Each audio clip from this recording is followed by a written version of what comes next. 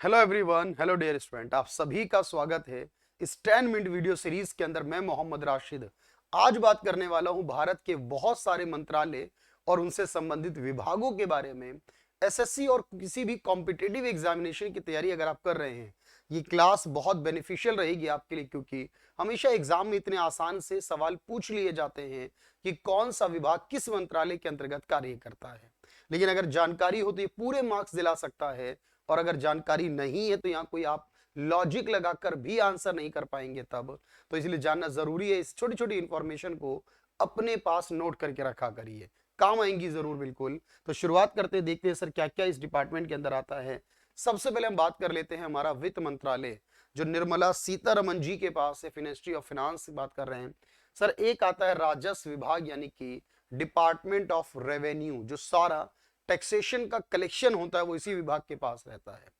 दूसरा है आर्थिक मामलों का विभाग, वो भी इसी मंत्रालय में है, डिपार्टमेंट ऑफ इकोनॉमिक अफेयर्स कहा जाता है। बजट और इकोनॉमिक सर्वे इसी डिपार्टमेंट का काम है। वित्तीय सेवा विभाग यानी डिपार्टमेंट ऑफ फाइनेंशियल सर्विसेज भी इसी मंत्रालय का हिस्सा होगा। इसके बाद डिपार्टमेंट ऑफ एक्सपेंडिचर यानी व्यय विभाग भी होगा। सार्वजनिक उद्यम का मतलब है डिपार्टमेंट ऑफ पब्लिक एंटरप्राइजेज, जिसे लोक निगम विभाग भी कहते हैं।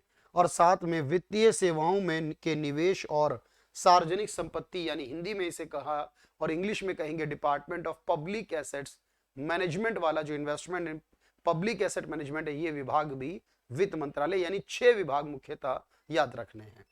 इसके बाद अगर मैं बात करूं आपसे गृह मंत्रालय, जो अमित शाह जी के पास यानी मिनिस्ट्री ऑफ होम अफेयर्स कहते हैं, इसमें भी आपको मुख्यतः 6 याद करने हैं सर।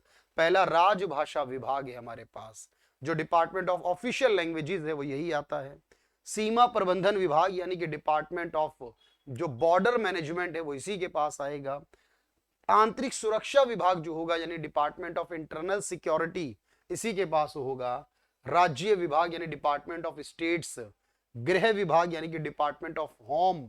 और साथ में जम्मू कश्मीर और लद्दाख मामलों का यानी department of Jammu Kashmir and Ladakh affairs की बात अगर करें स्टेट के बारे में, तो वो भी इन्हीं के पास होगा।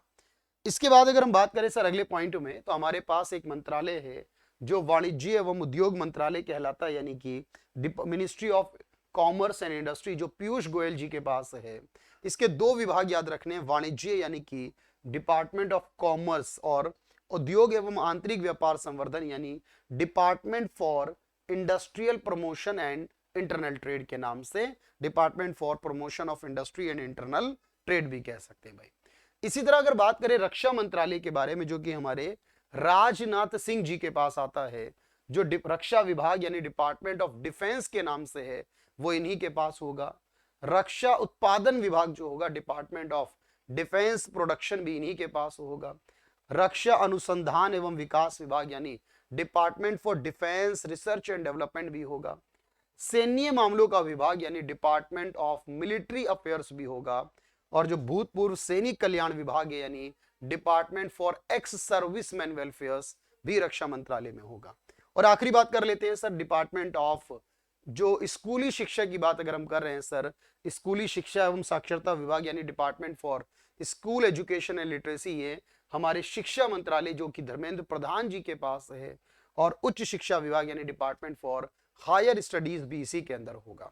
एक्चुअली ये वो पॉइंट हैं आपके पास जो विभागों से रिलेट करते हैं और एग्जाम में इनसे सवाल मुख्यतः पूछ लिए जाते हैं। इनको याद रखिएगा, जरूर काम आएंगे। और ऐसी बहुत सारी वीडियोस मैं आपके लिए लगातार लेकर आ रहा हूं इस यूट्यूब चैनल पर, RYP पर।